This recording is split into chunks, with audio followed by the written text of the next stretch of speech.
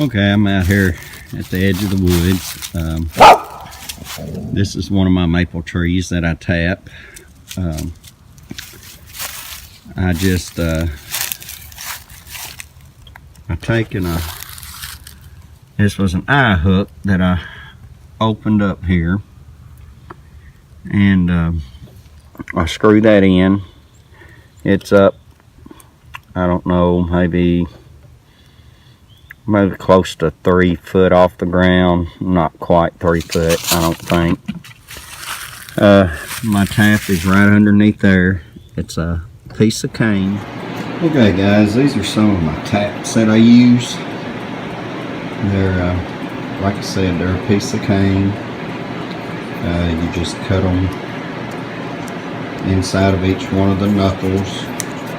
It'll have a kind of a knot on the cane, and they're completely hollow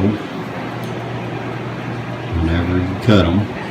But as you can see, I've got it, I just whittled down a spot to kind of open it up some, give kind of a channel, and the very ends of it I just kind of whittled in just a little bit to keep it from being straight out, but just make sure whenever you put it into the tree that your channel is on the bottom.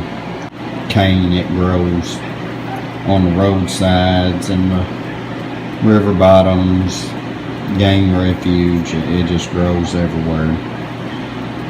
But that's what I use for my taps. I just cut a hole. I can get around here to show it. I just cut a hole in the back of my jug so I can stick my tap into it. That keeps down on any kind of stuff getting in it. You're still going to get a little trash in it, so you'll have to strain it. Doing it this way, and then I just take a piece of rope or string and tie it to the handle and make sure that your cane, you're going to have to go in probably close to a good inch, or at least 3/4 of an inch, and make sure your hole, whenever you go in with your cane, you'll have to tap it in there with a hammer or something so that it's in there good and tight, so that if this jug does get heavy and the string gets down there, it doesn't put too much pressure on it and pop your cane out. This is one of my maple trees, like I said, that I tap. Over here I've got another small one. This is one that we hang a hammock from. I don't really have many on down there in the woods. Once you get to the bottom of the bluff there, them woods have not really been there that many years. Maybe we stopped farming all that down there in tobacco when I was 18. Well, I'm 42 now. The guy that had bought this property, he had kept it mowed for a few years, so it's about 20 years worth of growth down there. It's got a lot of yellow poplar down there and some sycamore and river birch, but even back over here I've got several big maple trees even down through there. I've got some on up back toward the main road out there, leaving down our driveway. Okay, it's been a cloudy, overcast, rainy, cool day, so I ain't really gotten as much sap as what I wanted to, but I've already gotten 8 gallons out of the 5 trees that I have tapped. I only got 1 tap in each one. Take this hair off and take it over here to my straining cloth and then my thing, and I'll pour it out in there and gather them all up and see what I got. I've got some cooking in there right now. Another thing, your trees, they don't have to be real big trees. They can be 10 inches in thickness going through the tree. Some of them I could tap it in a couple places. Some of them I could tap possibly 3 times and it still wouldn't damage the tree. So it's entirely up to you exactly how many taps you want to put in the tree, depending on the size of the tree, and it won't hurt the tree. Okay guys, as you can see, it's starting to bubble a little bit. Strain it a couple of times.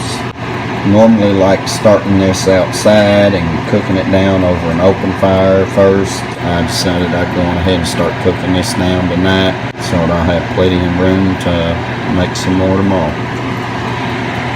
And even though that looks like a lot in there, it really will not make a whole lot of syrup once it's all cooked down. Okay, I got myself set up here. I'm going to start trying to strain this off in here, and hopefully it works right. I believe it will. So like I said, you will have to strain it a couple of different times. And I'm fixing to strain it off in here.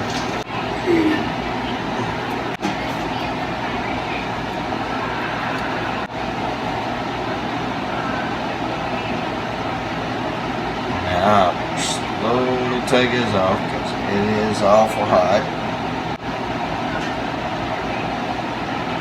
Some of the first impurities out. Back on there and let it start going some more. As you can see, after I already strained it out and I put it back over here, it's not nowhere as clear as what it was. That's because the sugars are breaking down and it's evaporating all of the moisture out of it. That is the sugars that you're starting to see. Guys, you can see it's really starting to cook down. Okay, I'm